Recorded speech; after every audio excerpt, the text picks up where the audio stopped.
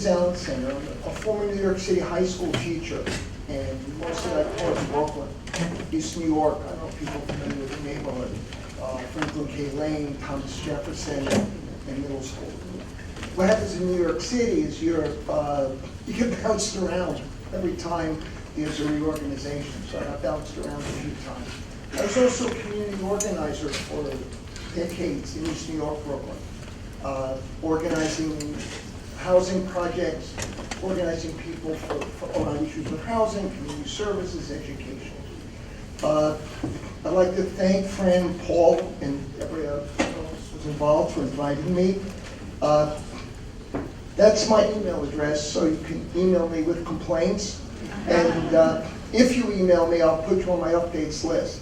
If you Google Alan Singer Hofstra, if you're a teacher, you'll find my webpage. It has all my curriculum material, which you're free to use. So I want to apologize in advance if I disappoint. It's a hard topic. The question where do we go from here doesn't originate with me. It was actually a question asked by Martin Luther King in 1967 in a speech he gave to the Southern Christian Leadership Conference. Because what was happening is the civil rights movement was breaking up. And it was breaking up because it was a fragile coalition. And it included different people with different ideas. But the main split was along racial lines in the civil rights movement. Because whites who had been very active in the civil rights movement were fighting to get the law changed. And what they wanted was to eliminate racial discrimination by law. But blacks who were in the civil rights movement were saying eliminating racial discrimination by law is insufficient. We have to also change the condition of people's lives.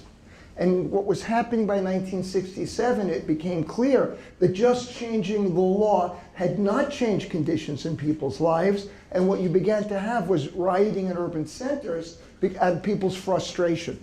And that's what King is addressing in this 1967 speech. And he's saying to the civil rights activists, where do we go from here? It's a very powerful speech, and I suspect if Martin Luther King was alive today, he could probably give the exact same speech, which is why I chose it for the title. A major part of my teaching political activism over the last 50 years has involved thinking about ways to discuss race in America in both the past and the present.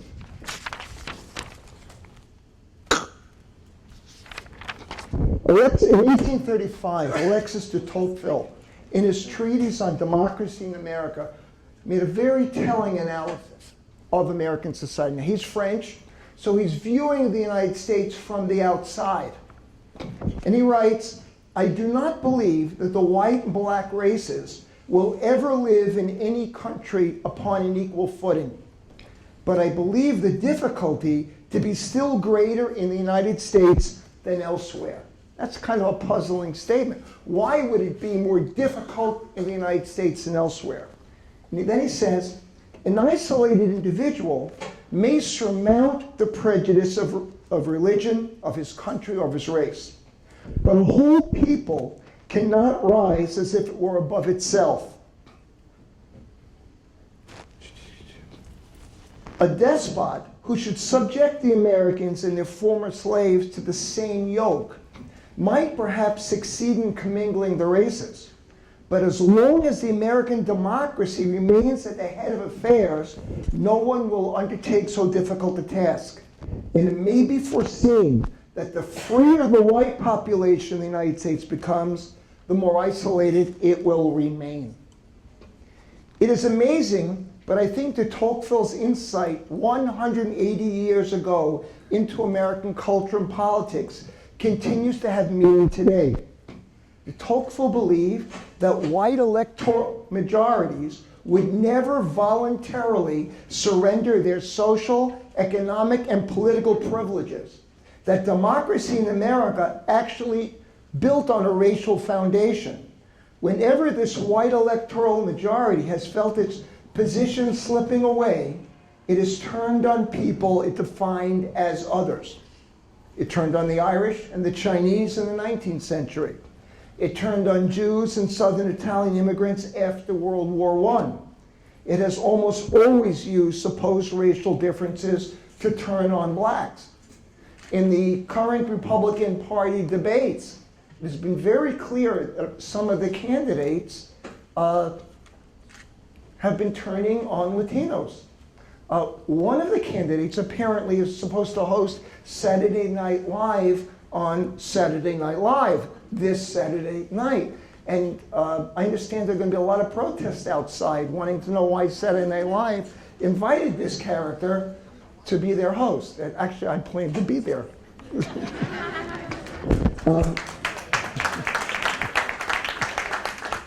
As a teacher, I always,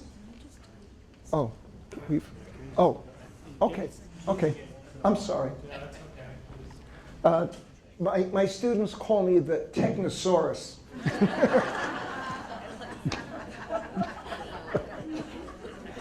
There actually is a dinosaur called the Technosaurus. They found its bones on Texas Tech University campus, and it was named the Technosaurus. Okay. As a teacher, I always discuss with students that there are some words that are hurtful and cannot be used in class. Paul and I were talking about when we were high school and middle school teachers playing basketball with the kids in the schoolyard. Just as a side, I started off as a middle school teacher primarily because when I played basketball with the middle school kids, I was very good. And then when I switched to high school, they had to choose who got stuck with me. But one of the things I said to the kids is, if I play, you can't curse. Now, if you want to curse, that's okay, because it's schoolyard, it's after school. But if you want me to play, you can't use these words because I'm always here as your teacher. And these are words that hurt. You know the word I'm talking about. But in school, they were not acceptable.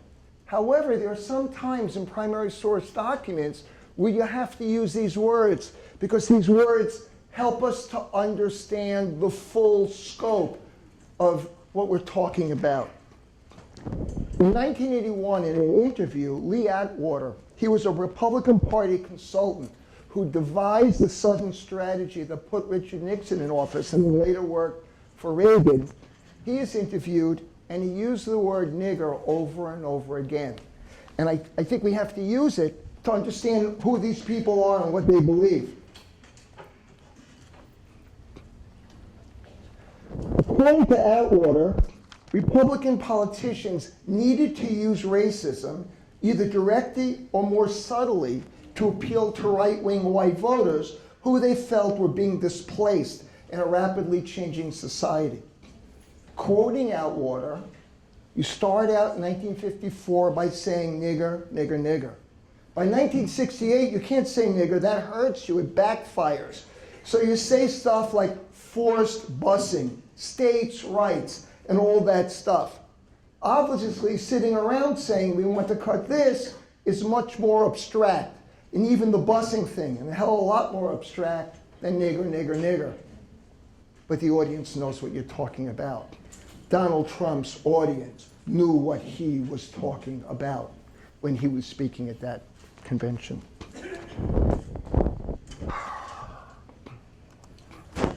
While the power structure creates and reinforces racism, few politicians today are as honest as Atwater, but many are as disturbing. Those code words still mean the same thing, and right-wing voters understand it, especially right-wing white voters. I think de Tocqueville's insight goes a long way to explaining the comments by Lee Atwater. The emergence of the Tea Party in the United States, Republican control of the House of Representatives and Senate, and fear of undocumented immigrants, murderers and racists, according to Donald Trump, who were supposedly flooding into the country. A study was done. There's actually been an exodus of undocumented from the United States since 2007 because the jobs market has declined. The other thing that's interesting in the Republican debate is no one discussed why people were leaving Mexico and coming to the United States and the impact of what American policy has had on Mexico. For about 300 years, Mexican villagers raised maize, corn. And then under NAFTA, the United States began to export factory-made corn down to Mexico, flooded the markets and destroyed the village economies, leaving people with very little choice. They could stay in the village and watch their children starve. They could go to Mexico City and live in the barrios, which Mexico City is now the largest city in the world with something like 24 million people. They could work in the drug industry, or they could come to the United States as undocumented immigrants. I mean, it's not like they had a lot of choices. But you see very little discussion about why people are coming. Now, as a teacher, I'll try going the other way. As a teacher, my worst lesson ever was about slavery and race. In 1973, I was teaching history in a summer program for 7th graders in District 19, East New York, Brooklyn. I was the only white person in the room, and I didn't understand. I presented a lesson to the kids on the Southern biblical defense of slavery. It's part of the curriculum. As we read the claims together, the kids became convinced that I agreed with the enslavers. They heard what I presented through the lens of their own experience in a very racially charged time. For the next 3 weeks, the class would not speak to me. I did not teach that lesson again for more than 5 years. I finally figured out as a teacher that if students cannot hear what you are saying, you're not teaching them. I decided to try the lesson again in a high school United States history class, but in a different way. It had to be clear to students that I was part of the we. Again, most of my students were African American. In a preliminary lesson, we read statements by abolitionists opposing slavery. These abolitionists were both black, Frederick Douglass and Henry Highland Garnett, and white, William Lloyd Garrison and William Seward. One of the things we discussed was why some whites risked their lives and positions in society to fight against slavery and racism. A lot of people are not aware, but William Seward, who had been a governor and senator from New York, he's the Secretary of State in the Lincoln administration, he was the sponsor of Harriet Tubman on the Underground Railroad.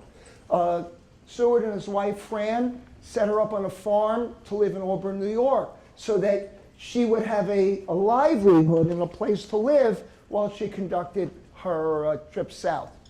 So Seward lost the presidential nomination to Lincoln in 1860 because he was deemed too radical in the United States because of his support of the Underground Railroad. So he blew the presidency because he had some principles. I don't remember any other candidates, but maybe someone can think of somebody else. This time, I opened the lesson on the South biblical defense of slavery by explaining that we, and I stress we, would be discussing a very difficult topic about slavery in the United States. To help us fight back against racism, we have to figure out how to challenge our opponents. One of the nastiest offenses of slavery was the way Southerners claimed the Christian Bible justified enslavement. I know some of us here are religious, Christians, and are well-versed in the Bible. We're going to look at passages that Southern enslavers used to justify them and what they did, and we're going to have to figure out how we can respond to them. If we want to openly discuss and act on race and racism in American society today, we have to make sure we identify ourselves and are seen as part of the we and the us. Now, this is, just as an aside, when I did this lesson at Lane, I had a number of young women in the class who were Pentecostal. So as soon as I mentioned, they all whip out their New Testaments, because which they would be reading on the bus or subway on the way to school. They knew all the verses, and they would find all the alternative verses to support the anti-slavery position. Now, I write about education issues for Huffington Post. In a recent blog, I wrote that the problem in the United States is inequality and bad policies, not simply bad individual choices. Now I have to try something else here in my, let's see, escape this, hit this button. Aha. Or, the Nightly Show with Larry Wilmore had a very funny bit on the second Republican Party debate. Wilmore played a segment with the candidates discussing race. So I'll play it for you if I could get it to go. All right. It's a short clip. Welcome to the night. Thank you very much. I'm Larry Wilmore. That's great. It's the end of the week, you know. And you know it's the end of the week because you're only down to one. Larry. Larry. Finish the week, Larry. It's all right. We're there. Thursday. Now, of course, tonight we have to talk about the GOP debate. Man, did you guys watch that? That thing was way too long. That's what she said. Okay. Don't stop it. We'll get to you in a minute, Mr. Exclamation Point. Go. There you go. All right. Now, one of the cool things about having a debate in the Reagan Library is the former president's Air Force One. It's a very impressive plane. Oh, wait a second. Hold on. Can we zoom in on C-34B? Top secret presidential candidate Bobby Jindal, is that you? Get out of there, man. Get out of there. You had your time early in the baby debate. Go on, get. All right. But actually, there were a lot of fun moments for CNN's 23 million viewers. One of my favorites was the awkward white guy Middle Eastern name pronunciation. This deal on its face will send over $100 billion to the Ayatollah Khamenei. The Ayatollah Khamenei. The Ayatollah Khamenei. Khamenei. Calm down. You're in a presidential debate. Calm down. We get it. Yeah. We know that's the nerdy, correct way to say it, all right? But the American P.O. play don't carre. Am I right, Sade? That name makes no sense. I had to call that. Okay. And when it wasn't awkward white guy pronunciations, it was awkward white guy low fives. I suggested to President Bush that he not go to war. Okay, so I just want that on the record. Never ready. It's very high energy, Donald.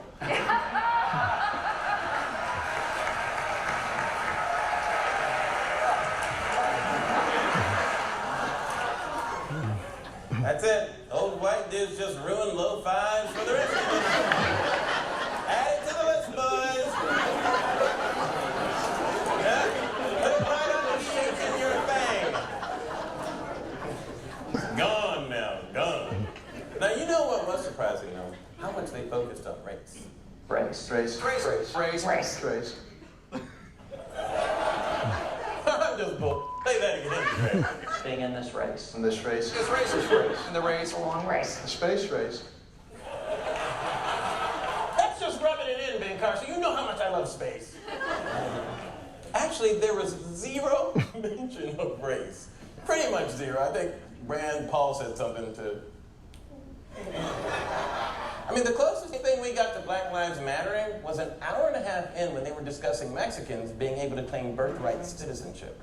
The original author of the 14th Amendment said on the Senate floor that this was applying to slaves and did not specifically apply to others.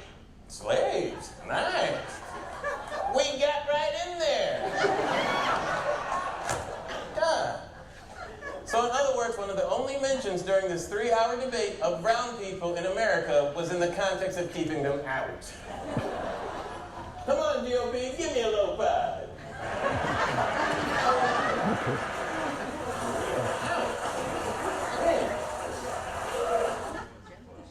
I gotta get back to the other one now. Aha.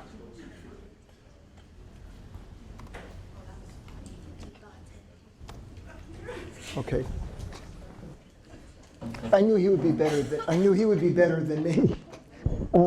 But despite efforts by Republican candidates to pretend racism does not exist, it keeps raising its ugly head, as these two quotes from Pew reports demonstrate, and teachers have to find a way to teach about it. The first one, the share of American children living in poverty has declined slightly since 2010 as the nation's economy has improved. But the poverty rate has changed little for black children, the group most likely to be living in poverty, according to a new Pew Research analysis of Census Bureau's data. Black children are almost 4 times as likely as white or Asian children to be living in poverty. This is in 2013, and even significantly more likely than Hispanic children. The second study, the ideal that all Americans have equality of opportunity regardless of their economic status at birth is the crux of the American dream and a defining element of our national psyche. You know, wherever you're born, whoever you are, you have the equal chance to make it. I mean, that's the fundamental American belief. Whether it's today or in the past, that's what we believe. Well, what they found was that 43% of Americans raised in the bottom quintile, or the bottom 20%, remain stuck in the bottom as adults. The rags to riches story is more often found in Hollywood than reality. The persistence of black-white mobility gap undercuts equality of opportunity, a concept central to the ideal of the American dream. So we believe it happens, this social mobility, but the reality is it doesn't happen. I teach a graduate class at Hofstra for teachers. We call it Teaching About Race, Class, and Ethnicity in the United States. And the class is largely about being sensitive and thoughtful when teaching about topics like race, class, ethnicity. It's about using historical and sociological research to support lesson planning, but it's also about listening and questioning and challenging student preconceptions as teachers, and preconceptions as teachers try to find ways to get them to think about and express ideas on very difficult topics. A lot of what the class focuses on is current events. We cannot avoid it. It is easy to blame racial inequality in the United States on bad choices or lack of personal responsibility by black people. That happens a lot. If the problem is their bad choices, that means the economic and political system is basically sound, and people who are doing okay, both black and white, can credit themselves for their good choices. Fox News seems to have an endless supply of paid black commentators willing to blame black people for problems facing black communities. Their goal seems to be helping whites feel comfortable denying the impact of race and racism. After Baltimore, after Charleston, after all the calls for healing, and before the next racial incident or explosion hits the news, the United States, the American people need to start examining what are the real sources of racial and economic inequality. Calls for healing without action and change is like treating symptoms but ignoring the causes of a disease. An April 2014 public opinion poll reported on the website YouGov is an example of America's great racial divide.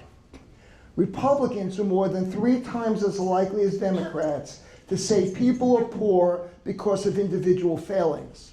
Conservatives about 5 times as likely as liberals, and whites twice as likely as blacks.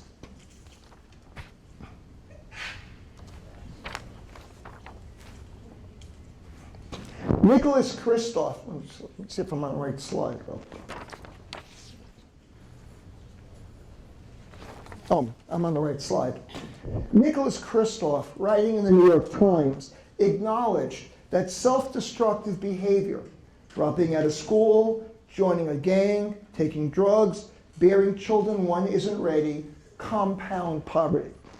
But he also began to look at the way self-destructive behavior was a product of growing up black, poor, and ghettoized in the United States. Social policy analysis cannot explain the behavior of every individual. So I'm not saying, I can't say, oh, this kid did this because of that. People are individuals. Some individuals make self-destructive decisions. And they could be black, white, or Latino, or Asian. We all know people, probably in our families, who have made self-destructive decisions. But social policy analysis does point to the impact of government, economic, and political decisions on the life possibilities of people and some reasons for these decisions. According to a 2012 Gallup poll, Americans in poverty are more likely than those who are not to struggle with a wide array of chronic health problems, and depression disproportionately affects those in poverty the most. This includes a diagnosis of depression, double the national average, higher rates of asthma, diabetes, high blood pressure, obesity, and heart attacks.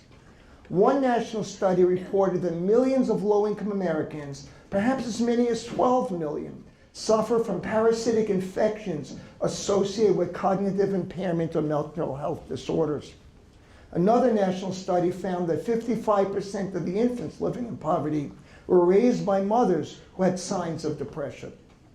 Now, you could say that the mother made a bad individual choice, but what choice did that child make? And those are the people who, as teachers, we are responsible for helping. As social service employers, we are responsible for helping. Those children made no choice to be in that position. Kristof also examined the impact of economic stress on human performance. It appears that worrying about bills, food, or other problems leaves less capacity to think ahead or to exert self-discipline. So poverty imposes a mental tax. He cited a specific study of poor farmers in India. This is kind of amazing. They gave them intelligence tests before and after harvest. When stress was reduced post-harvest, intelligence climbed 10% by 10 points.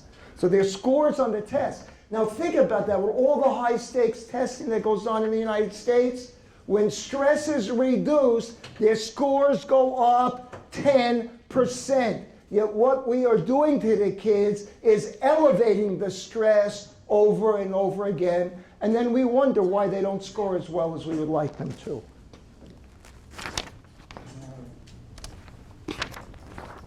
After looking at these reports, Kristof concluded, if you're battling mental health problems or grow up with traumas like domestic violence, seeing your brother shot dead, you're more likely to have trouble in school, to self-medicate with drugs or alcohol, to have trouble in relationships. He also demanded to know how a society that places such a high premium on personal responsibility could deny its responsibility for conditions faced by its members, especially its children.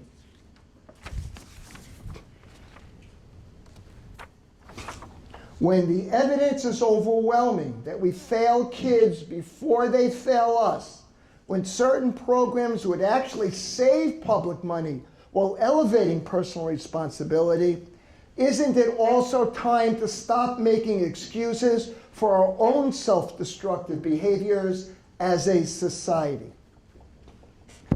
Writing for the Economic Policy Institute, two sociologists examined the social disadvantages that depress student performance in school.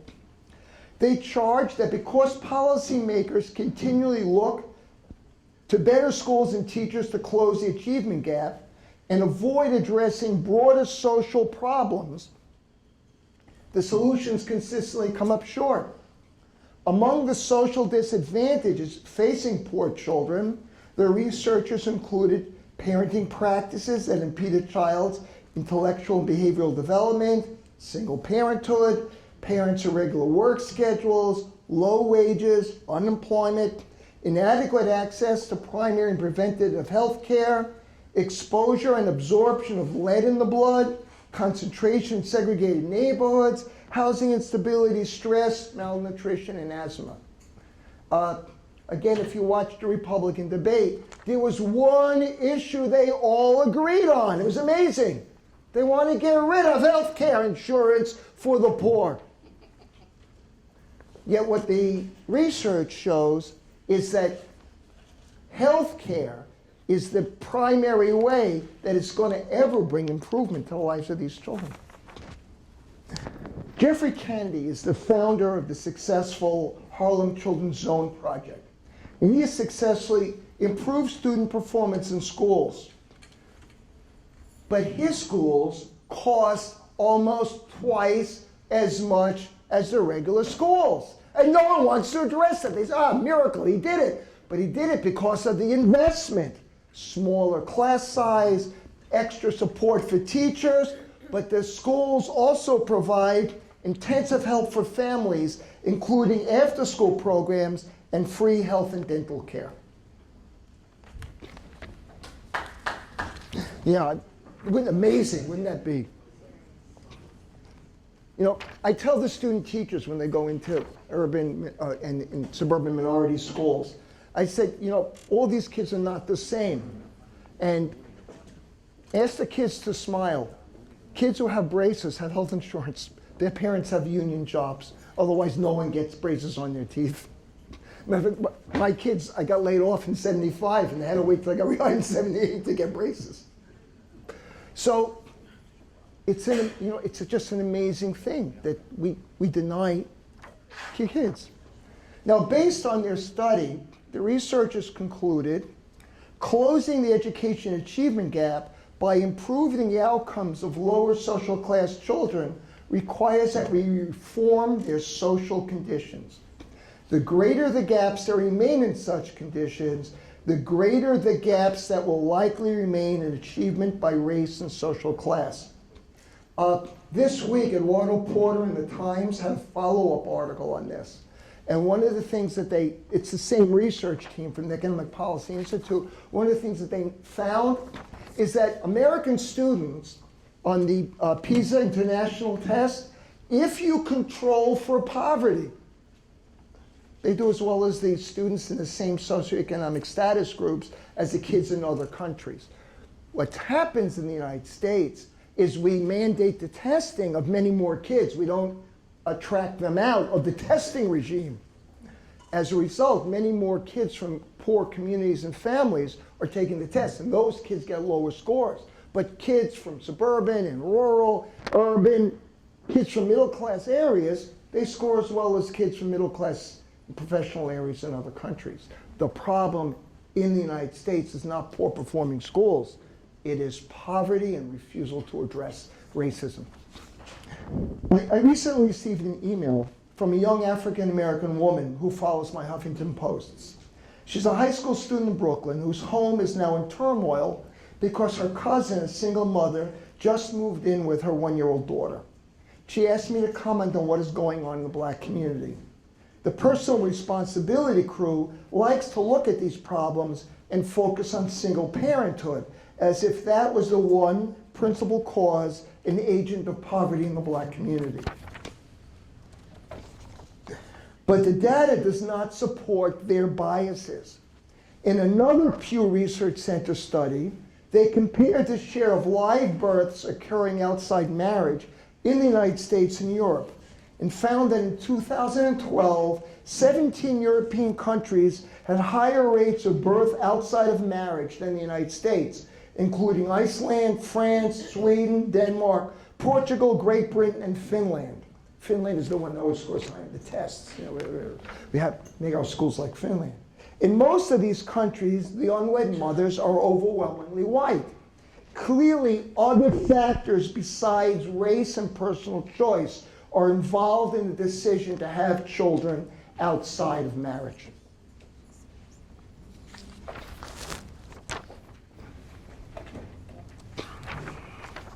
According to Pew researcher Eileen Patton, a possible explanation for the large number of black children stalled in poverty is that unemployment rate for African Americans in the United States is consistently higher than for all other racial or ethnic groups. She noted that it climbed when the economy collapsed into recession in 2008 and was much slower to recover. Recession, unemployment, and the failure of government to provide compensatory services are the cause of poverty, not bad personal choices. Certainly, black children raised in poverty never made a personal choice to be poor. This photograph is from 1930s, the Great Depression. And one of the things I do is I show it to classes. Now you're looking at the photograph, and you notice there is an image in the ad. There's no way like the American way. But the photographer is also showing something else. What is the story in this picture? Right, you see it. Inevitably, the black kids say, what's the black people? The picture shows happy white people and poor black people. But the white kids overwhelmingly, not every, but overwhelmingly say, oh, there's people who are rich and people who are poor, and they don't see race. And the point is, you have to see race to understand what is going on in American society.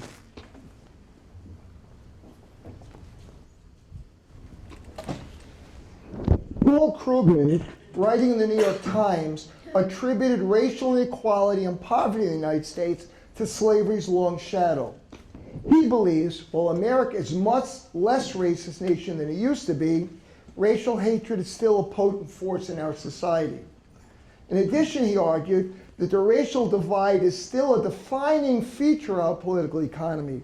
The reason America is unique among advanced nations in its harsh treatment of less fortunate and its willingness to tolerate unnecessary suffering among its citizens. Krugman cited a 2001 paper by economists titled, "Why Doesn't the United States Have a European-Style Welfare System?" The authors concluded, within the United States, race is the single most important predictor of support for welfare. America's troubled race relations are clearly a major reason for an absence of American welfare state. I mean, that was what de Tocqueville concluded in 1834. And this is a study done, I'm going to do it quickly, 160 years later. It's the same issue. Well, that study is over a decade old. Krugman demonstrated that current opposition to national health insurance and Medicaid for the poor is rooted in southern states with a history of enslavement, Jim Crow, segregation, and racism.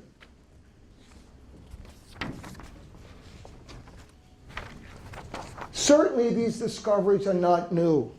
The de Tocqueville book on race in on democracy in America was published in 1835. In 1903, W.E.B. Du Bois wrote that the problem of the 20th century was the problem of the color line. In 1944, Swedish sociologist Gunnar Myrdal argued essentially the same thing in his book, An American Dilemma, The Negro Problem in Modern Democracy. And Daniel Patrick Moynihan recognized the impact of racism and poverty as 1965 studied the Negro family. In Race Matters in 1993, Cornel West explained how racism and poverty produced a self-destructive culture of nihilism in inner city ghettos.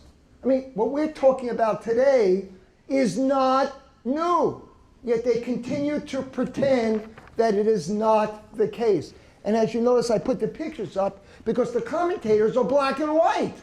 This is not black people saying there's racism. These are people who are studying the problem and is saying it's racism. In the 1960s, cities in America started to warehouse the poor in public housing projects. The New York City Housing Authority abandoned previous requirements of employment, stability, and orderliness, and increasingly, single-parent Black and Puerto Rican welfare recipients replaced white middle-class tenants in public housing. In the 1980s, as gentrification pushed Black and Latino families out of older neighborhoods, the New York City Housing Authority estimated that the number of illegal double-ups in housing projects was 10% of the units.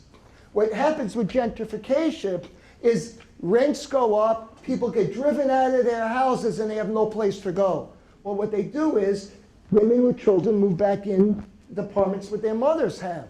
And what you have are large concentration of teenagers growing up in overcrowded apartments in these high rises. By 1990, 80% of Chicago's 200,000 public housing tenants received public assistance. According to Housing and Urban Development, currently, the average income of public housing residents is about $14,000 per year. But more than half have annual incomes between $5,000 and $15,000. Many public housing projects are in dramatic need of repair, and there's little push to rehabilitate them. In the Bronx, Castle Hill Houses desperately needs $25 million in immediate repairs so that people are living in livable circumstances. In Manhattan, Baruch houses will need $250 million in repairs over the next 5 years, and the Housing Authority is trying to figure out how to maintain decade-old buildings and reduce the number of people on waiting lists as public housing funds and federal funding continues to drop.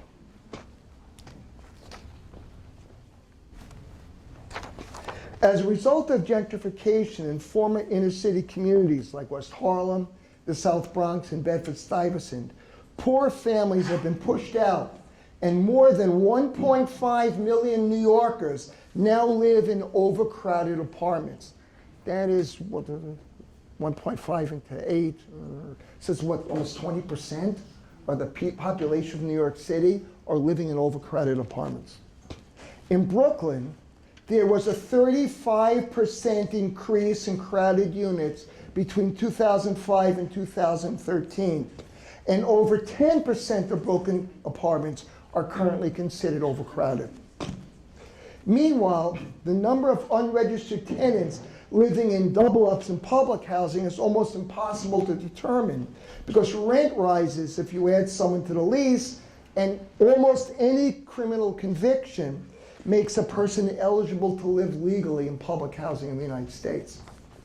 When we had Hurricane Sandy, people in public housing projects in the tidal plain were ordered to evacuate, and people did not. Everybody said, why didn't they evacuate? Well, they didn't evacuate because if they're not on the lease, they can't get back in. So you had this phenomenon of people remaining in apartments without electricity and running water because they had no place else to go.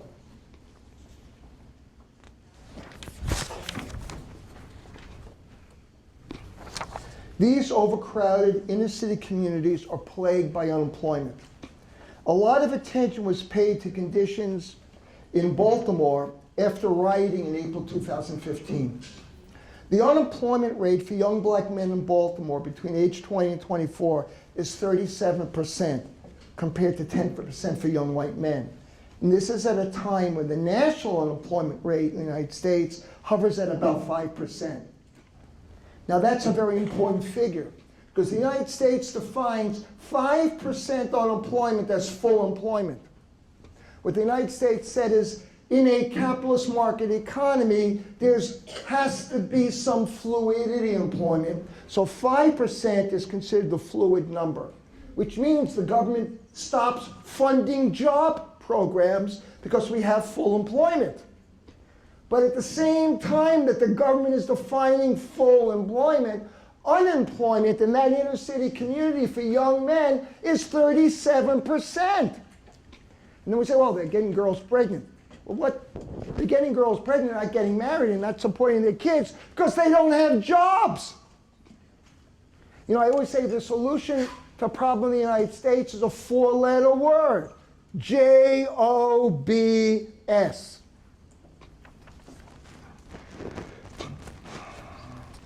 The worst, nearly a fourth of Baltimore's population now lives below the poverty line. The worst victims of poverty in Baltimore are children. I think I can find another slide here. Nope, I didn't do it. Back. All right, I'll leave it. At least 60% of Baltimore's children live in low-income families. 35% of the children in their families are surviving below the poverty line, not at the poverty line. In the United States, education remains one of the greatest areas of inequality. Schools are unequally funded and increasingly racially segregated. Black and Latino students perform far below Asian and white students on the standardized tests. The movie Selma stirred up memories and pride in the African American civil rights movement in the 1950s and 60s. But if we look at Selma today, many things have barely changed, and some things have grown worse. Its 2 high schools have student populations that are virtually 100% African American. One ranks in the bottom 25% of state high schools in Alabama, and the other is below the 12th ranking. White families in Selma and some of the more affluent black families now send their children to the Meadowview Christian School, where the population is over 90% white. So it was cause to celebrate in '65. And this is what King is raising in '67 when he says, where do we go from here? Yes, they passed the Voting Rights Act, but conditions in our communities are not changing. Now, the situation is even more dire, because while they rank low in Alabama, we have to remember that overall Alabama ranks 49th in the United States in educational performance.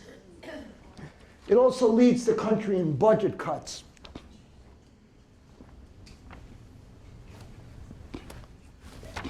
In 1998, the American Anthropological Association issued a statement on race challenging stereotypes based on pseudoscience. And according, with the vast expansion of scientific knowledge in this century, it's become clear that human populations are not unambiguous, clearly demarked, biologically distinct groups. Evidence from the analysis of genetics indicates that most physical variation, about 94%, lies within the so-called racial groups. One of the things we talk about with kids is melanin. Everybody has melanin. There was a scientist named Stephen Jay Gould that examined what he called trait genes and regulator genes. And what Gould argues is that certain genes determine the trait. You have melanin. Other genes determine the rate of melanin production. In some people, the faucet is turned off early, and in some people, the faucet is turned off later. If it's turned off early, you're melanin deficient, and you gotta wear a lot of sunscreen. If it's turned off later, you're okay. The point is that biologically, there is almost no difference between the races. This is a social construct that has been developed by societies. Now, conventional geographic racial groupings differ from one another only in about 6% of their genes. This means, today's scholars in many fields argue that race, as is understood in the United States of America, was a social mechanism invented during the 18th century to refer to those populations brought together in colonial society. The English, other European settlers, conquered Indian people, and those people of Africa brought in to provide slave labor.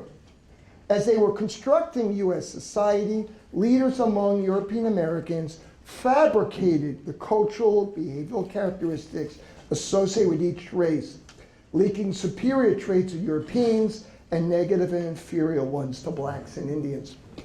One of the things that Gould looked at was IQ tests in the United States during World War I. It was kind of interesting. What Gould found when they looked at the IQ test, they gave IQ tests to the soldiers in World War I, is they found that there were distinct differences between groups. The highest performing group on the IQ test were white Europeans from northern cities. The second highest performing group were blacks from northern cities, and the third group were whites from the South. Apparently, whites from the South constituted a different racial category, and they did inferior on the tests. The reality is we weren't looking at race, we were looking at culture, we were looking at educational opportunity, we were looking at poverty, but they attributed all of this to genetics. And what the anthropological associations say is that this is bogus. All right.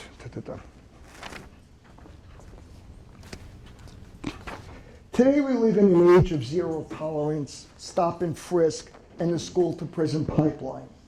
I did a post this week. This week I've been looking at success academies in New York City, one of the charter school networks, which I call suspension academies. And they miraculously improve student scores by driving out low-performing students. And so one of the schools, they actually found a got-to-go list of kids they were trying to drive out. School uniforms in public schools, larger school security forces, hallway cameras, metal detectors at school entrances are part of zero-tolerance disciplinary policies, criminalizing black and Latino youth, alienating them from school, and feeding what has come to be known as the school-to-prison pipeline. Zero-tolerance policies transform minor transgressions of school rules from educational opportunities into disciplinary matters, where students are subject to suspension and involvement with police and courts. Zero-tolerance policies were implemented in schools despite research showing they were detrimental to student emotional and academic growth and reproduced the type of behavior they were intended to prevent. Krugman concluded, every once in a while you hear a chorus of voices declaring race is no longer a problem in America. That's wishful thinking. We are still haunted by our nation's original sin. On its webpage, the New York Times recently juxtaposed 8 powerful and disturbing videos of violent reactions by police officers toward black or Latino Americans they are sworn to protect and defend. According to Paul Butler, a law professor at Georgetown University, a former prosecutor and a black man, a lot of white people are truly shocked by what these videos depict. I know very few African Americans who are surprised. The videos are smoking gun evidence, both literally because they are very graphic, which generates outrage, and figuratively because people believe their own eyes.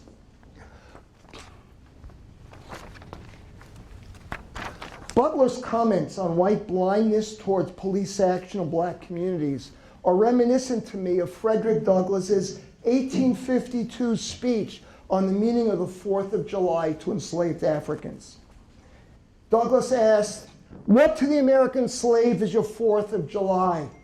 I answer, a day that reveals to him more than all other days of the year, the gross injustice and cruelty to which he is the constant victim.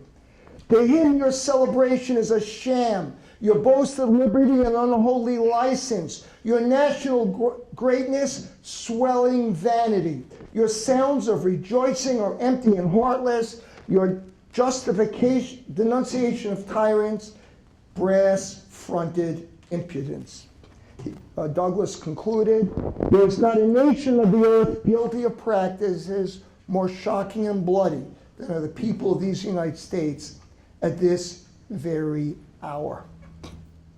If we want to openly discuss and act on race and racism in American society, we have to make sure that we identify ourselves and is seen as part of the we and the us. We have to figure out together, where do we go from here? Thank you very much.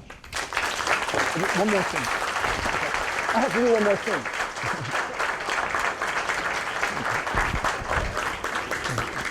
I have to shift this. No, just before questions, I have to do my quick summary. I have to change my shirt. I make my own shirts. Okay. Let me just.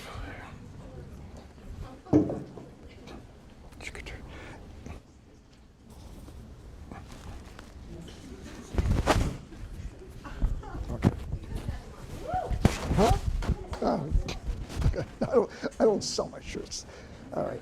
So in Brooklyn, where I live, and work with high school kids, in order to have credibility in the streets, street creds, you got to be able to rap. And the kids in Brooklyn, they call me Reese's Pieces. And they call me Reese's Pieces because I'm better than Eminem. So I'm going to close as Reese's Pieces. But I have to warn you, I'm bad. I'm not bad, I'm just bad. So, okay. Racism today, unequal pay, have to go away. That's what we say. Talk is cheap. It's action we seek. Racism will wreak. Can't wait till next week. People make choices, but politicians decide. Hear our voices, because rights are denied. Poverty increases, we fall in the creases. Our life decreases, so says Reese's Pieces. Thank you very much.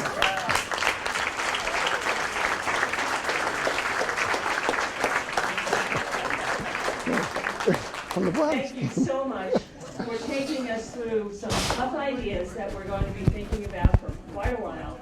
And I know there must be some questions. Or comments. People Or can, comments. Yeah. We welcome comments and questions. Dr. Singer, we'll get you some more water. Yeah. But raise your hand, and maybe I can do my Oprah thing and bring the mic over to you. Yeah. Yeah, I'm sending Schwartz. Here we go. Put your hands up. Use the mics, everybody can hear. So my question is, how come white privilege isn't a term that is really known by most of the American people? Because as a white person growing up in this society, I'm a part of this dominant culture, and I feel as if we are doing people a disservice by not explaining what this means to average day people. Okay. And you may have noticed I didn't use the term white privilege. And I didn't use it for a very specific reason. All white people are not privileged. Some of you work in communities where a lot of white people are hard-pressed.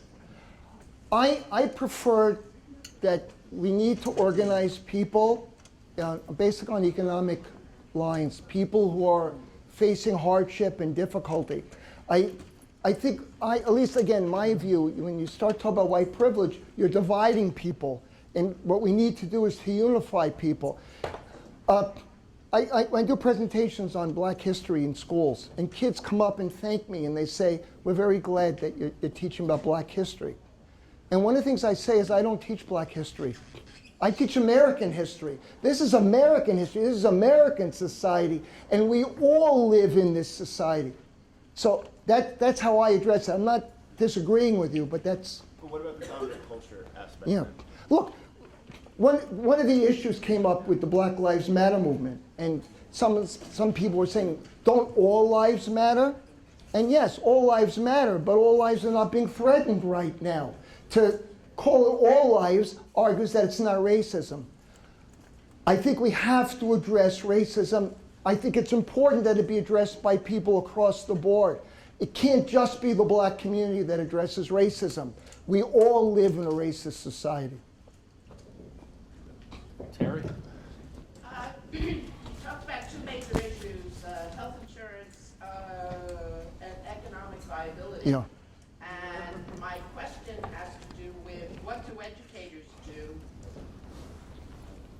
And you're saying that kids, in order to do better in school, need to have access to both of those things. What role do educators play in that? triumph. Do you want to address that? Or you'll go next? I think we have to be political activists. I mean, I have been a political activist my entire life. Well, I guess since I was 15.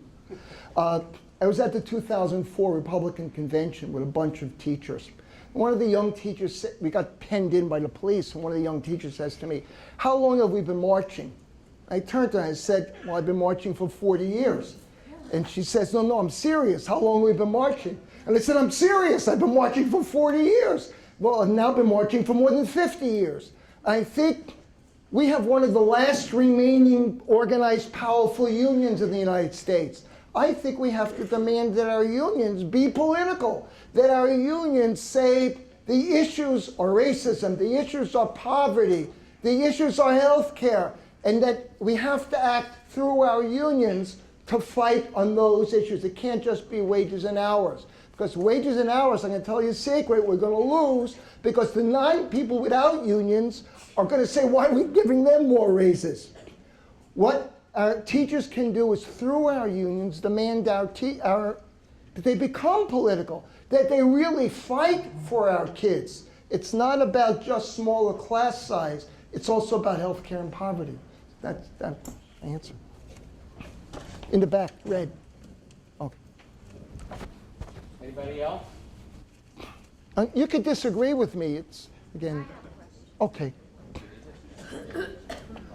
Why do you think after 7 years of having a black president that poverty and racism has not improved?